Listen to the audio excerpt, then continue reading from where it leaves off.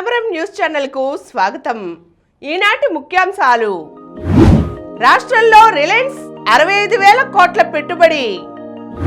ప్రజలు గమనిస్తుంటారు, జాగ్రత్త. ఎన్డీఏ ఎమ్మెల్యేలు ఎమ్మెల్సీలతో ముఖ్యమంత్రి చంద్రబాబు. ఆ నలుగురి డైరెక్షన్లోనే సోషల్ మీడియాలో తప్పుడు పోస్టులు. ఉప సభాపతిగా రఘురామకృష్ణరాజు. సోషల్ మీడియా సైతాన్లకు జగనే నాయకుడు. వైఎస్ షర్మిల. మధ్యాహ్నం కునుకుతో ఎన్నెన్నో లాభాలు. ఈరోజు వార్తలను చూద్దాం. రాష్ట్రంలో రిలయన్స్ 65,000 కోట్ల పెట్టుబడి. శుద్ధ ఇంధన రంగంలో రిలయన్స్ సంస్థ భారీ పెట్టుబడులు పెట్టనుంది. ఈ మేరకు రాష్ట్ర ప్రభుత్వంతో అవగాహన ఒప్పందం కుదుర్చుకుంది. రాష్ట్రంలో 500 ఇంటిగ్రేటెడ్ కంప్రెస్డ్ బయోగ్యాస్ ప్లాంట్లను రిలయన్స్ బయో ఎనర్జీ లిమిటెడ్ ఏర్పాటు చేయనుంది. ఇందుకు 65,000 కోట్ల పెట్టుబడులు పెట్టేలా భారీ ఒప్పందాన్ని కుదుర్చుకుంది. వాటి ద్వారా ప్రత్యక్షంగా పరోక్షంగా 2.5 లక్షల మందికి ఉపాధి కల్పించనున్నట్లుగా సంస్థ ప్రతిపాదనల్లో పేర్కొంది. రాష్ట్రంలోని 8 జిల్లాలలో వాటిని ఏర్పాటు చేయనుంది.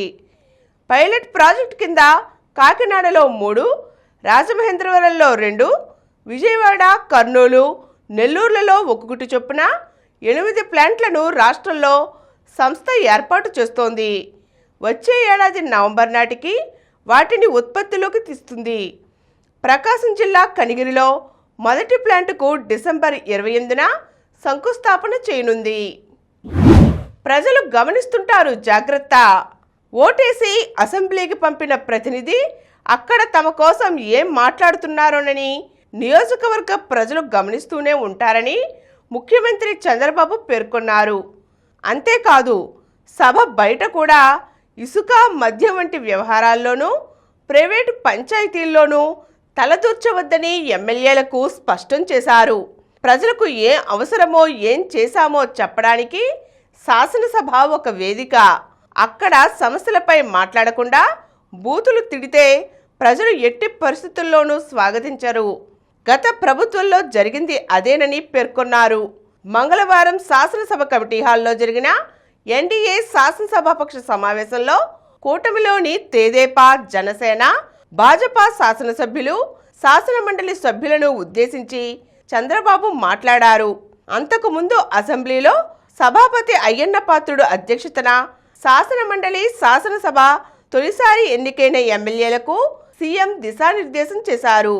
బడ్జెట్ సమావేశాలపై ఎమ్మెల్యేలకు అవగాహన ఉండాలి. మీకొచ్చే మంచి ఆలోచనలు సభలో పంచుకోవాలి. విజన్ 2047 పైన మీ అభిప్రాయాలు తెలియచేయండి. మంచి చర్చ, సమస్యల పరిష్కారానికి శాసనసభ, మండలి వేదికలవ్వాలి అని సూచించారు.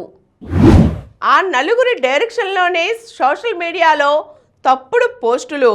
వైకాపా అధినేత జగన్ను విమర్శించే ప్రత్యర్థి పార్టీల నేతలు వారి కుటుంబ సభ్యులపై అసభ్య పోస్టులు పెట్టేలా ఆదేశాలు ఇచ్చిన ఆ party social media convener Sajjala Bhargav Reddy మెడకు ఉచ్చు బిగుస్తోంది. ఇప్పటికే రాష్ట్రంలోని పలు పోలీస్ స్టేషన్లలో అతనిపై కేసులు నమోదు కాగా పులివెందుల్లో ఎస్సీ ఎస్టీ కేసు నమోదు కీలకంగా మారింది. ఇదే కేసులో జగన్ సమీప బంధువు అర్జున్ రెడ్డి పాత్ర ఉన్నట్లుగా గుర్తించారు. ఇటీవల అరెస్ట్ అయిన వర్రా రవీందర్ రెడ్డి పోలీసులకు ఇచ్చిన వాంగ్మూలం, రిమాండ్ రిపోర్టులోని సంచలన విషయాలు బయటకొచ్చాయి. భారతీ సిమెంట్స్ కంపెనీలో పనిచేస్తున్న నేను 2012లో వైకాపా సామాజిక మాధ్యమ విభాగంలో కార్యకర్తగా చేరాను. అప్పట్లో గుర్రంపాటి దేవేందర్ రెడ్డి సమన్వయకర్తగా ఉండేవారు. రాష్ట్ర వ్యాప్తంగా మండల, నియోజకవర్గ, జిల్లా స్థాయిలలో వాట్సాప్ గ్రూపులు ఏర్పాటు చేసుకుని కార్యకర్తల ద్వారా పోస్టులు పెట్టేవాళ్లం. జగన్పై వ్యతిరేక వ్యాఖ్యలు చేసేవారితో పాటు వారి కుటుంబాలలోని మహిళల పరువు ప్రతిష్టలకు భంగం కలిగిస్తూ సమాజంలో తలెత్తుకోకుండా చేసేలా అసభ్య రాతలు, మార్ఫింగ్ ఫోటోలను మాకు పంపిస్తే ఫేస్బుక్, వాట్సాప్, ఎక్స్లో పోస్టులు పెట్టేవాళ్లమని వాంగ్మూలంలో వర్రా పేర్కొన్నారు. ఉప సభాపతిగా రఘురామకృష్ణరాజు. ఉండి తెదేపా ఎమ్మెల్యే కనుమూరు రఘురామకృష్ణరాజు ఉప సభాపతి కానున్నారు. మంగళవారం ఆయన పేరును సీఎం చంద్రబాబు ఖరారు చేశారు.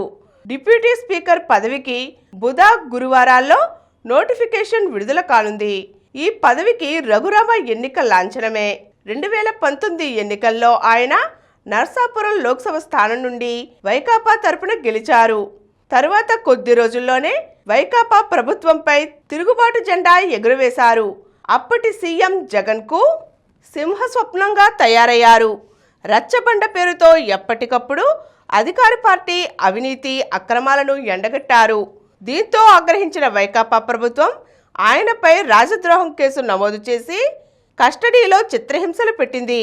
జగన్ వ్యవహారాలపై మాట్లాడటం మొదలుపెట్టినప్పటి నుండి ఆయనను వైకాపా పెద్దలు రాష్ట్రంలోకి అడుగు పెట్టనీయకుండా వెంటాడారు. అధికార దుర్వినియోగానికి పాల్పడుతూ పోలీసులను ఆయన పైకి ఉసిగొల్పారు. ఆ సమయంలో ఆయన అధిక సమయం ఢిల్లీకే పరిమితమయ్యారు. సోషల్ మీడియా సైతాన్లకు జగనే నాయకుడు. వైకాపా సైతాన్ సోషల్ మీడియా సైన్యానికి వైఎస్ జగనే నాయకుడని, తనపై తప్పుడు ప్రచారం చేయించింది ఆయనేనని కాంగ్రెస్ పార్టీ రాష్ట్ర అధ్యక్షురాలు షర్మిల మండిపడ్డారు. సైతాన్ సైన్యంలో విషపు నాగులతో పాటు అనకొండను కూడా పట్టుకొని కఠినంగా శిక్షించాలని ఆమె డిమాండ్ చేశారు. అప్పటికి గాని సైకో సోషల్ మీడియా ఆగడాలు ఆగవని షర్మిల పేర్కొన్నారు. విజయవాడలోని పార్టీ రాష్ట్ర కార్యాలయంలో మంగళవారం ఆమె మాజీ ఎమ్మెల్యే మస్తాన్ వలి, విజయవాడ నగర కాంగ్రెస్ అధ్యక్షుడు నరహరిశెట్టి నరసింహారావు తదితరులతో కలిసి విలేకరులతో మాట్లాడారు.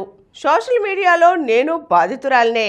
నాతో పాటు మా తల్లి విజయమ్మ, సోదరి సునీతను ఎలా అంటే అలా మాట్లాడారు. అసభ్యకరంగా పోస్టులు పెట్టారని, సోషల్ మీడియా సైతాన్లకు జగన్మోహన్ రెడ్డే నాయకుడని, పోస్టులు పెట్టవద్దని జగన్ చెప్పి ఉంటే అప్పుడే ఆగేవని ఆమె అన్నారు. సోషల్ మీడియాలో మా మీద అబద్ధాలు చెప్పారు, వివాహేతర సంబంధాలు అంటగట్టారు, బూతులు తిట్టారు. ధైర్యం ఉంటే ఎదురుగా వచ్చి మాట్లాడాలి. మహిళలు రాజకీయాల్లో ఉండాలంటే భయపడే పరిస్థితి తెచ్చారు. ఈ సైతాన్ సైన్యానికి చెక్ పెట్టాలని, సోషల్ మీడియాలో ఒక పద్ధతి, దానిపై నియంత్రణ ఉండాలని షర్మిల పేర్కొన్నారు. మధ్యాహ్నం కునుకుతో ఎన్నెన్నో లాభాలు. మధ్యాహ్నం కునుకుతో బీపీ నియంత్రణలో ఉండి గుండె సంబంధిత సమస్యలు తలెత్తే ప్రమాదం తగ్గుతుంది.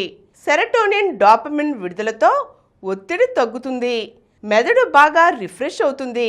దీంతో మెదడు చురుకుతనం, సామర్థ్యం, జ్ఞాపక శక్తి మెరుగుపడతాయి. మధుమేహం, గుండె సమస్యలు, నిరాశ, ఒత్తిడి వంటివి తగ్గుముఖం పడతాయి. ఇలా చిన్న కునుకు తీసేవారు ఇతరులతో పోలిస్తే ఎన్నో రెట్లు దీర్ఘకాలం పాటు ఆరోగ్యంగా ఉండగలుగుతున్నారని నిపుణులు చెబుతున్నారు. ఇప్పుడు కొన్ని సంక్షిప్త వార్తలు చూద్దాం. నేడు శాసనసభకు 3 బిల్లులు.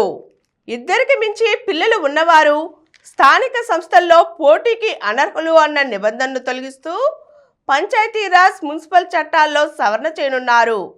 అలాగే ప్రభుత్వ ఉద్యోగుల సర్వీస్ సవరణ బిల్లును ప్రవేశపెట్టనున్నారు. 2023-24కి సంబంధించి కాగ్ నివేదికను ఈరోజు సభ్యులకు అందజేయనున్నారు. జార్ఖండ్లో 43 నియోజకవర్గాల్లో నేడు తొలి విడత పోలింగ్. దీర్ఘశ్రేణి క్రూజ్ క్షిపణి పరీక్ష దిగ్విజయం.